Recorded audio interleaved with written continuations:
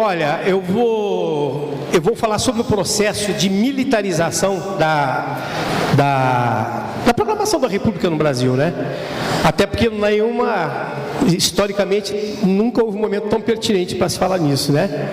Nós temos hoje um corpo de ministros, o número de militares ocupando ministérios superior a qualquer governo do regime militar. E o primeiro escalão também ocupado por militares do que qualquer governo do regime militar, né? Então, eu acho nada mais pertinente do que falar do papel dos militares no processo republicano brasileiro. Não é isso?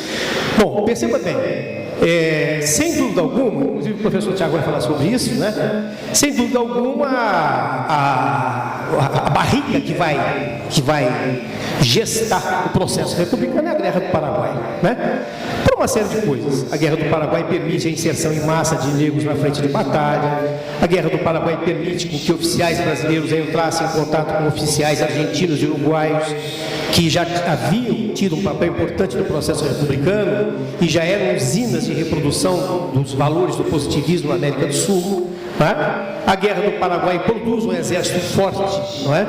Com uma instituição piramidal, com capitalidade em todo de presença do território nacional, hierarquizada, vitoriosa, e que volta da guerra triunfante, mas que não encontra espaço político interno. Não é? Por isso, uma série de questões disciplinares no interior do Exército vão sendo sintoma do distanciamento entre o imperador em si e a monarquia enquanto sistema em relação ao Exército. Não é isso? Paralelamente a isso, você tem um processo abolicionista. É bem verdade que nem todo abolicionista era republicano, mas é bem verdade que todo republicano era abolicionista. E isso nos autoriza a concluir que, na verdade, abolicionismo e republicanismo andavam de mãos juntas. E é impressionante, né? Onde você tinha uma economia mais desenvolvida, com maior produtividade, que cada vez ocupava um espaço maior na pauta de exportações, em centros urbanos maiores, você tinha predominância de uma visão republicana, com algum nível de mobilização, com setores médios intelectualizados, com alguma inserção na imprensa, com debate. Os setores mais atrasados, uma economia ainda dependente essencialmente da escravidão, que ia perdendo cada vez mais, ia tendo cada vez menos importância na pauta de exportação, ainda você tinha uma elite aferrada à monarquia, né?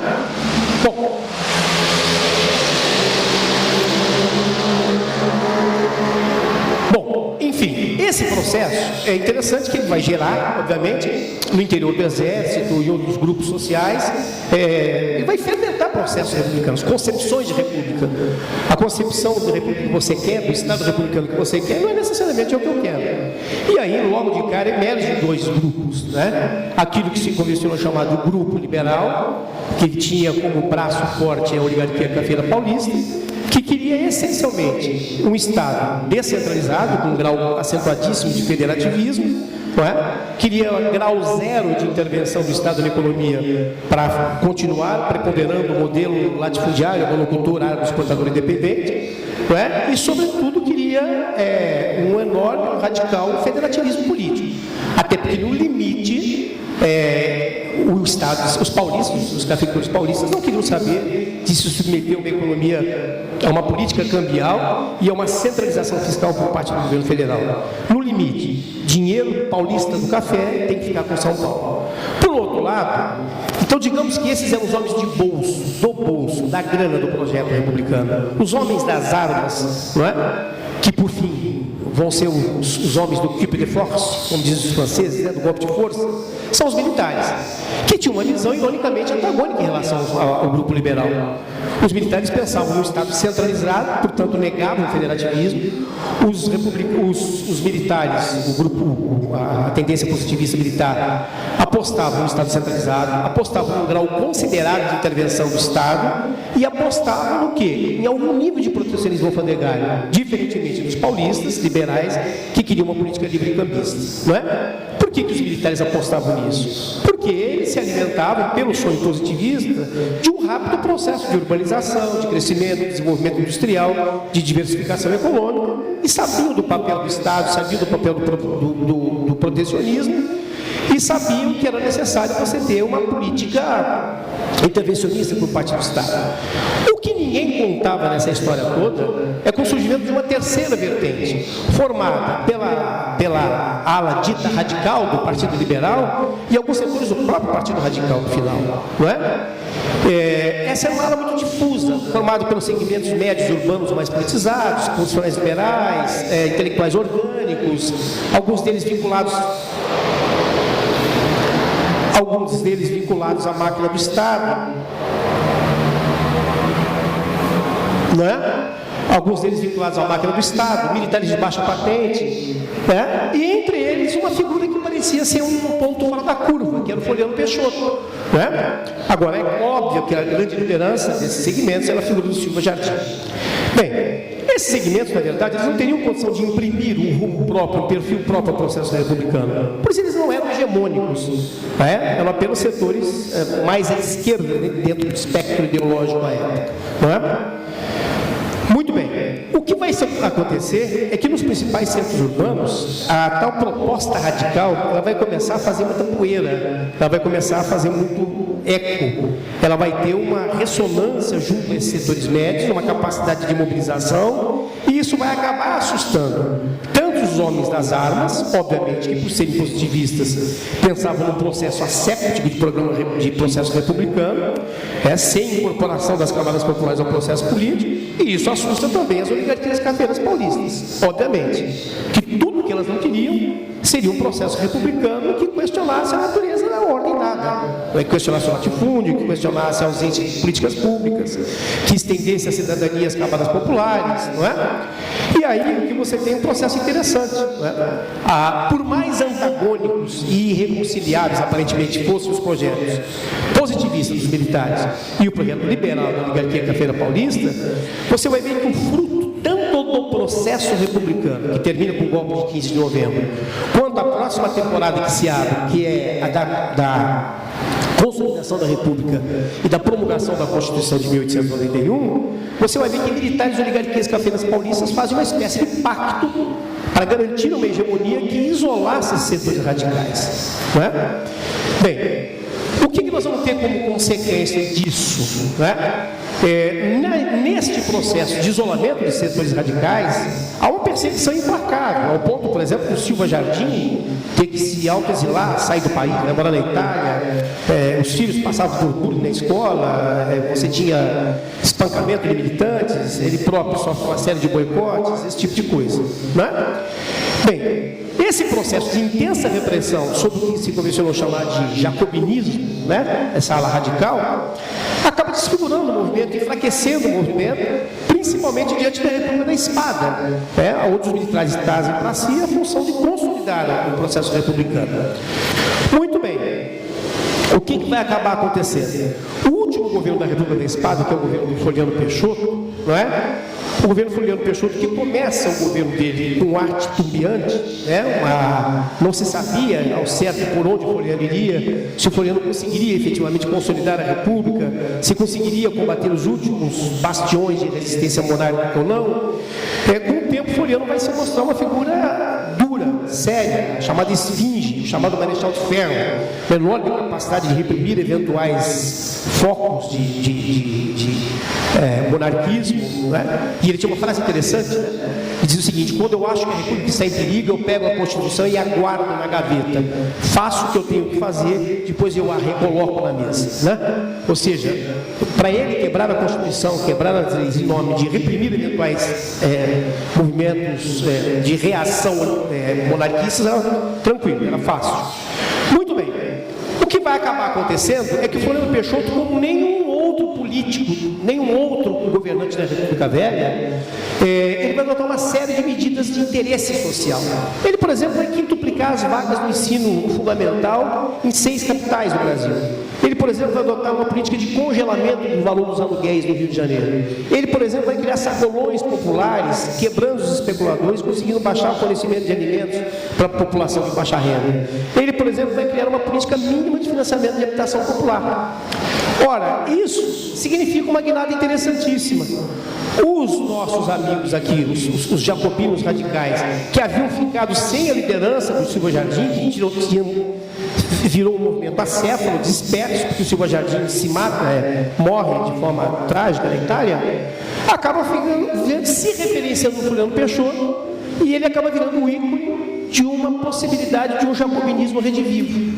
Tanto que quando ele passa o poder para o Prudente de Moraes em 1894, a primeira coisa que se faz no país inteiro no dia seguinte é fazer com que o florianismo se tornasse em comitês dispersos pelo resto do país, já preparando uma futura campanha eleitoral para o retorno do Floriano nas eleições que aconteceriam em 1898. Só que ele acaba morrendo em 1896. Era isso. Um abraço, tudo de bom para vocês. Bom, eu escolhi duas situações. Uma matéria que no ensino médio e também no cursinho foi visto no início, do curso, que é a antiguidade greco-romana, e mais especificamente sobre o período da República Romana. É um momento em que nós temos o início de um processo de expansão romana com base no exército, a unificação da Península Itálica, depois a extensão desse processo para o mar Mediterrâneo, enfrentando os grandes rivais dos romanos, que era a cidade de Cartago, uma cidade que já tinha um poderio militar, já desenvolvia um comércio no mar Mediterrâneo, e a partir da vitória romana, nas guerras púnicas, nós temos toda a hegemonia romana em torno do mar Mediterrâneo, e isso vai propiciar, do ponto de vista político, o fortalecimento do Estado romano. Porém, por outro lado, esse crescimento, esse processo de expansão, traz também uma grande instabilidade social, como, por exemplo, a entrada maciça de escravos em Roma, o que provoca diversas rebeliões. A mais conhecida foi a revolta de Espartacus, E, por outro lado, também a marginalização dos plebeus, que lutavam nas fileiras das legiões romanas, mas não partilhavam os espólios de guerra, criando aí uma verdadeira crise social, o que leva também a diversas revoltas. E nesse cenário de instabilidade social, fica cada vez mais claro que a forma de controle seria a centralização política. A maior instituição romana era o Senado, que representa a elite patrícia.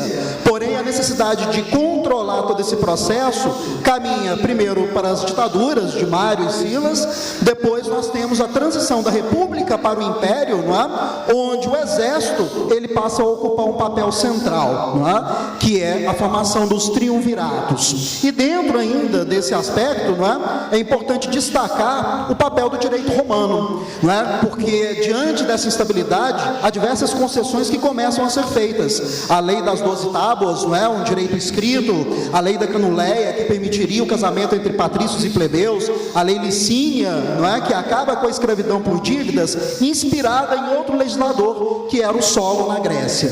Então esse é o primeiro recorte, de uma matéria que a gente viu mais no início e que muitas vezes a gente esquece de comentar e que pode também cair na prova do Enem.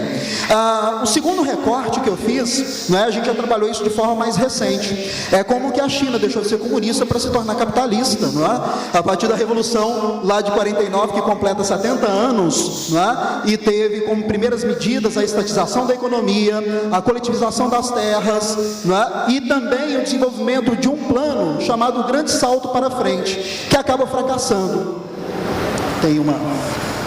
Pode passar mais.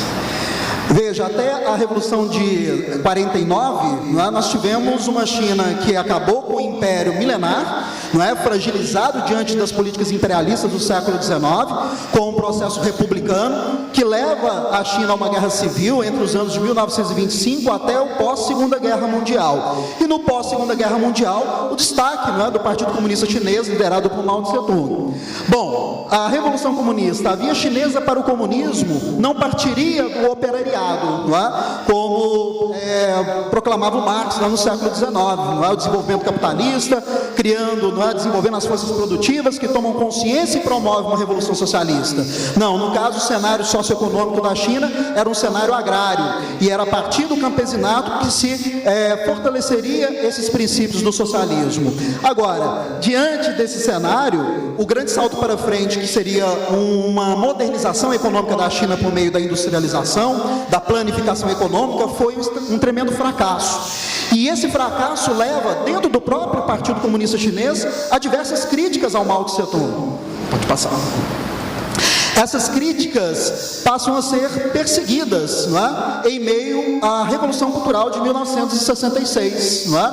Então, as dificuldades econômicas, o fracasso do grande salto para frente, o isolamento da China, não é? Em relação à União Soviética. Temos também o combate ao que eles chamavam de os quatro velhos. Pode passar. O que seriam os quatro velhos que deveriam ser combatidos em meio à Revolução Cultural? As velhas ideias, a velha cultura, os velhos costumes e os velhos hábitos. E isso leva, por exemplo, à censura de publicações que eram tradicionais na China, não é? Como Lao Tse, como o próprio Confúcio. Porque toda a produção intelectual e artística deveria, na verdade, exaltar, não é, os valores e os princípios socialistas. Já que o plano econômico não deu certo, era necessário fazer com que a população, a sociedade, não é, ela se aprofundasse nesses valores por meio de uma cartilha, não é, que seria o livro vermelho, não é, editado na época do Mao Tse-tung, e que teria como guardiões a guarda vermelha na China. O Mao Tse-tung como grande timoneiro, não é? O personalismo político, não é? A gente costuma perceber esse tipo de característica em vários governos autocráticos. É quando a imagem, não é, do governante vem à frente das instituições, porque quando pensamos no Estado liberal clássico, não é? A representação política está nas instituições, no poder executivo, no legislativo, na própria justiça. Mas, no caso do governo do Mao Tse-tung, o culto à personalidade, não é, que vai conduzir a China para o desenvolvimento, vem à frente de tudo isso. E aí eu queria fazer um destaque, não é, para o fim da Revolução Cultural, que se deu com a morte do Mao Tse-tung em 1976, não é, abrindo espaço para a ascensão de Deng Xiaoping. Deng Xiaoping fazia parte também do Partido Comunista Chinês, foi perseguido à época da Revolução Cultural, porém ele fazia parte de alguns membros do Partido Comunista que eram reformistas, porque o socialismo, por exemplo, na União Soviética, no fim da década de 60 e principalmente na década de 70, já apresentava alguns problemas, como o sucateamento do setor produtivo. E esses reformistas dentro do Partido Comunista Chinês pretendiam fazer uma série de reformas, não é? E essas reformas caminhariam para uma economia mista, ou seja, a criação das zonas especiais econômicas, não é? Onde nós teríamos um modo de produção de base capitalista, porém controlada pelo Estado forte, não é, pelo próprio Partido Comunista Chinês, o que depois viria a ser chamado de socialismo de mercado. Essas reformas na década de 70 permitiu à China, na década de 80, em meio ao colapso do socialismo real, um fôlego, não é, que coloca a China hoje em destaque no mundo inteiro, na economia internacional.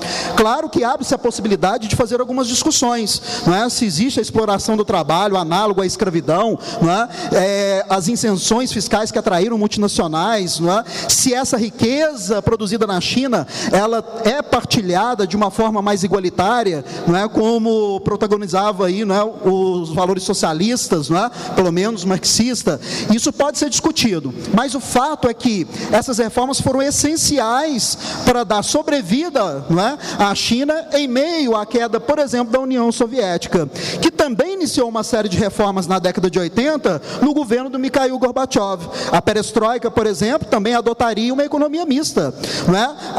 A base da iniciativa privada nos setores produtivos e o controle estatal em áreas estratégicas. Só que no caso da União Soviética, essas reformas viriam na década de 80, onde a crise já estava instalada e aí acabou precipitando, na verdade, a queda da União Soviética. E hoje a China concorre com os Estados Unidos na economia internacional. A gente lê a todo momento, né, nos jornais, vê pelas mídias, não é, a chamada guerra fiscal ou guerra cambial envolvendo, não é, uma das maiores economias do mundo. Então fica essa dica aí para a prova do Enem.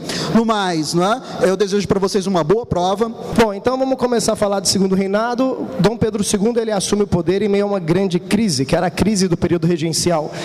E aí, no auge da crise, no auge do caos, disputas internas, disputas externas, o Brasil vivia a ameaça de se fragmentar em várias repúblicas independentes. E deram a um jovem de 15 anos de idade, Dom Pedro II, a missão árdua de evitar que esse país se desfizesse. Isso é, a priori, é algo assustador. Como é que um jovem, um adolescente vai resolver isso? E o que a gente sabe a partir de então é que Dom Pedro II, com a habilidade que lhe é peculiar, politicamente consegue acertar um pacto político entre os coronéis e criar o parlamentarismo às avessas. Então, o segundo reinado, eu trouxe só algumas ideias para que a gente possa mapear esse movimento. O segundo reinado, ele começa com essa necessidade política de estabilização. E Dom Pedro II encontra uma forma inteligente de fazer isso, que é uma alternância entre o Partido Conservador e o Partido Liberal. Então, partidos políticos, né, liberais e conservadores, mesmo como jornais da época diziam, sendo farinha do mesmo saco, tinham diferenças políticas.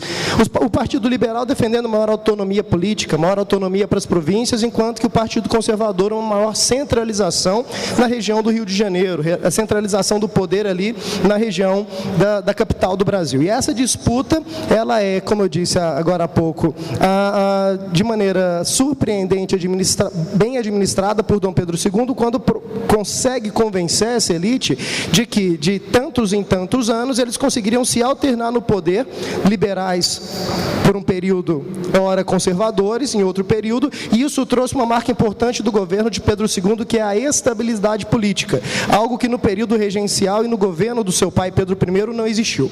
Então essa é uma marca importante, o parlamentarismo às avessas, marcado por essa alternância entre liberais e conservadores, conseguiu amenizar aqueles ânimos quentes que vinham do tempo da regência, que por muito pouco nos desfez o Brasil em uma série de repúblicas independentes, né? E aqui a gente tem, paralelo a essa questão política, a essa estabilização política, uma guinada econômica importantíssima. O jovem Pedro, ele é um cara realmente interessado em modernizar a economia brasileira.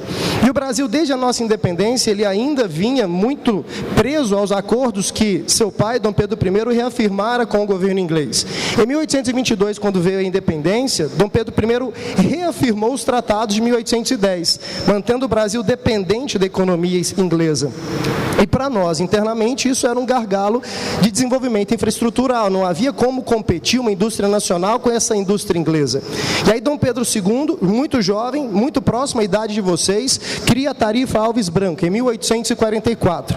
Uma tentativa de romper com essa dependência econômica da indústria, da economia britânica. Isso foi importantíssimo. A partir da Tarifa Alves Branco, aquelas tarifas alfandegárias que beneficiavam o comércio inglês passaram a estar controladas ou não mais existirem, dando uma chance real da indústria brasileira competir de uma maneira mais justa com essa indústria estrangeira, principalmente britânica. E foi a partir da Tarifa Alves Branco que uma série de consequências importantes para a nossa economia e para a nossa sociedade começaram a acontecer. A Tarifa Alves Branco, então, ela faz com que surja no Brasil um movimento de modernização e industrialização conhecido como Era Mauá. Tendo agora condições de competir com mais igualdade, o Barão de Mauá e outros industriais conseguiram dar start a um processo de industrialização ainda muito incipiente. É uma indústria de bens de consumo não duráveis, obviamente, mas é um surto industrial importante. Por isso que, às vezes, na prova você vai encontrar o conceito de modernização associado a Dom Pedro II.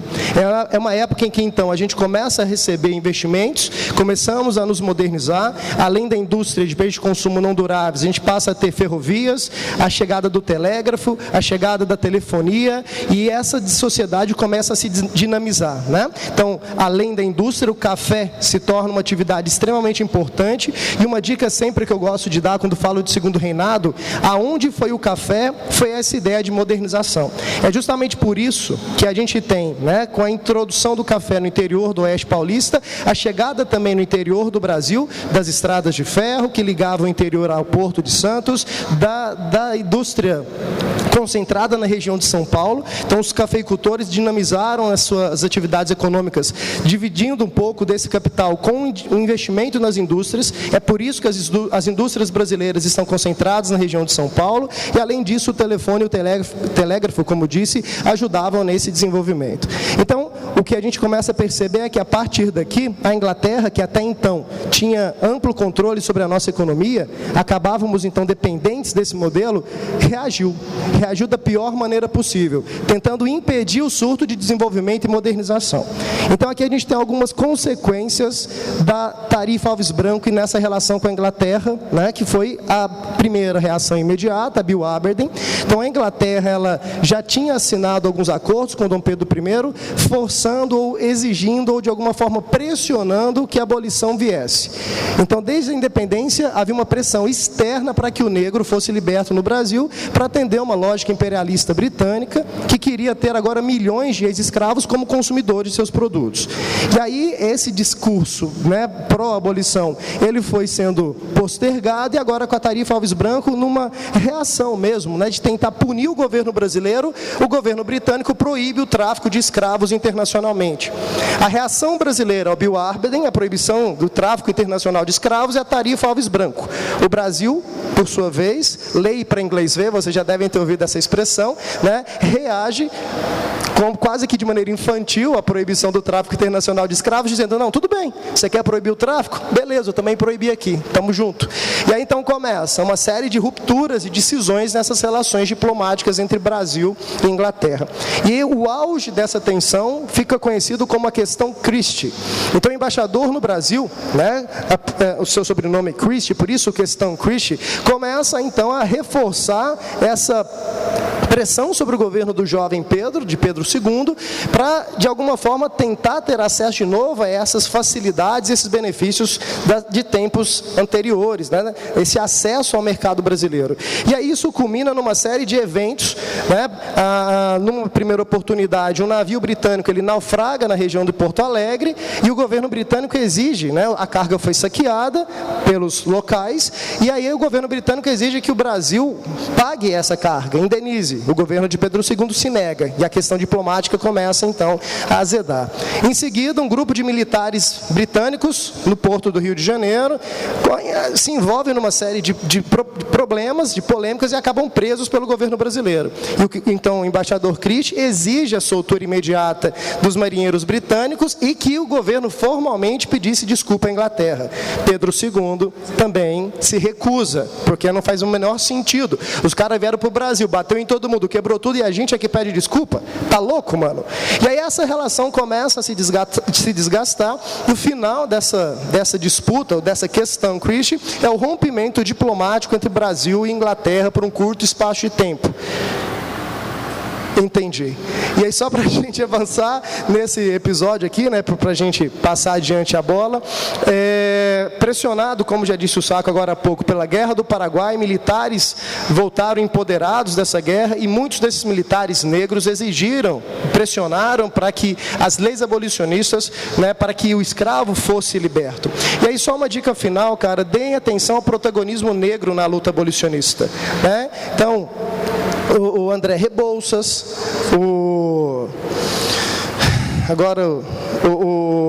a Luísa Maim, a mãe do Luiz Gama, o próprio Luiz Gama, José do Patrocínio, são exemplos de personalidades negras importantes na luta abolicionista. Então, fiquem atentos, é uma questão super importante e recorrente no Enem, a luta abolicionista é diretamente ligada à Guerra do Paraguai e esse empoderamento negro. E aí, só para concluir, me permitam, há um problema de mão de obra estabelecido, então, no governo do Segundo Reinado. Eu tenho o Bill Aberdeen, que proíbe o tráfico, gerando um aumento do preço interno do escravo. Eu tenho uma pressão externa e interna pela abolição. E a solução encontrada pelo governo do jovem Pedro, de Pedro II, é trazer os nossos antepassados. No meu caso, né, eu sou um desses filhos dessa geração de imigrantes que vieram para o Brasil no século XIX, no processo de branqueamento. E assim o Brasil caminhou, né, rapidamente, a partir da Guerra do Paraguai, como disse o Saco, essa ideia republicana confusa que está aí diante de nós até hoje. No mais, meus queridos, um beijo, um abraço, detona nessa prova, vocês são foda. Obrigado por estarem aqui hoje.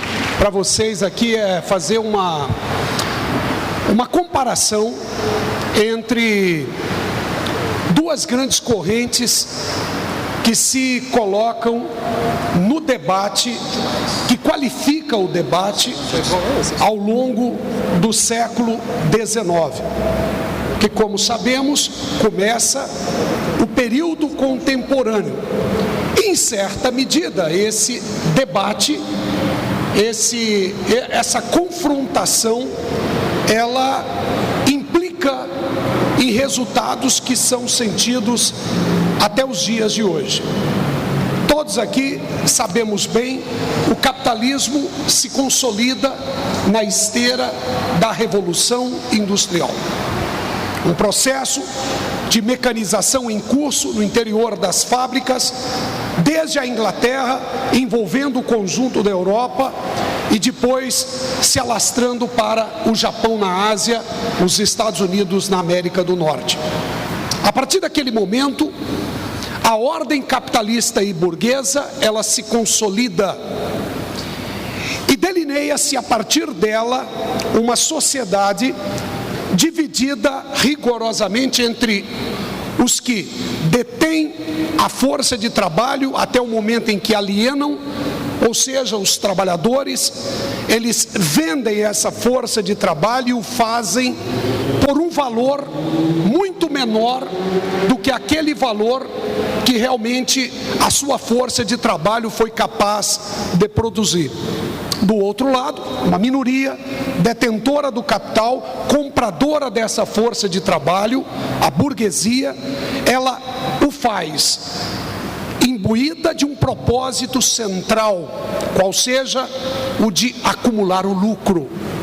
Portanto, essa é a realidade que se impõe a partir do momento em que o capitalismo se consolida e a burguesia, em particular, torna-se sua classe hegemônica. Bom, e esse debate tem como pano de fundo exatamente essa realidade.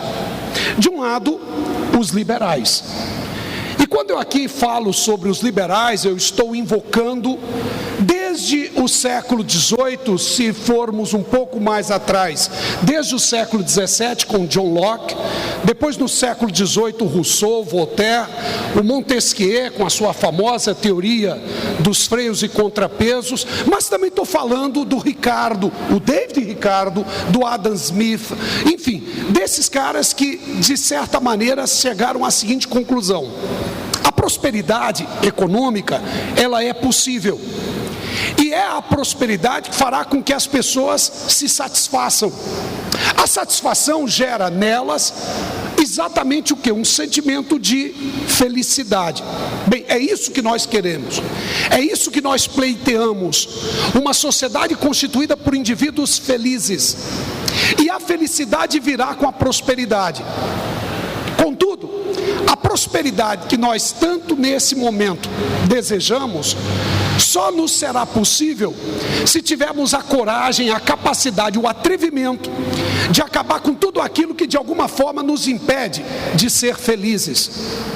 Nos impede, antes disso, de serem livres.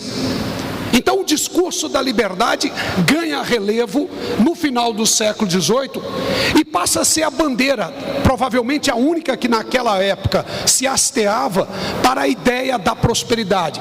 Só seremos prósperos se tivermos a capacidade de conquistarmos a nossa liberdade. A liberdade como pré-condição para a prosperidade como as condições objetivas para que sejamos felizes. Então esse é o debate feito pelos iluministas, pelos liberais. Aí chega Marx, chegam os socialistas utópicos, chegam aqueles homens inclusive vinculados à própria Igreja Católica e dizem que não. E dizem que a realidade, ao contrário de ter sido uma realidade inclusiva, tornara-se uma realidade excludente. E que essa excludência significava uma multidão absolutamente desprovida do elementar para sobreviver. E para que fosse possível construir uma sociedade em que o Estado minimamente fosse capaz de assisti-los, ainda que fosse também capaz de viabilizar, de continuar viabilizando a prosperidade para a iniciativa privada, era necessário o Estado minimamente assistir os trabalhadores, especialmente aqueles que se encontravam às margens daquela mesma sociedade. E aí então o socialismo se apresenta dizendo o seguinte: não, a realidade resulta de um processo de exploração, e para que nós possamos colocar fim à exploração, existem dois caminhos. E o primeiro caminho é a revolução proletária e socialista. Somente os trabalhadores serão capazes de acabar com a exploração e construir uma sociedade no futuro verdadeiramente feliz para todos. Que seja dado ao trabalhador essa possibilidade, que o capitalismo acabou por subtraí-la.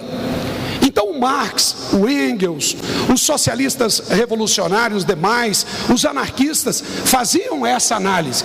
É preciso descontinuar o sistema vigente, o capitalismo, e edificar um novo sistema, o socialismo, para que seja possível vivermos lá na frente felizes, porque aqui o capitalismo que nos prometeu tanto a felicidade, nós não somos felizes.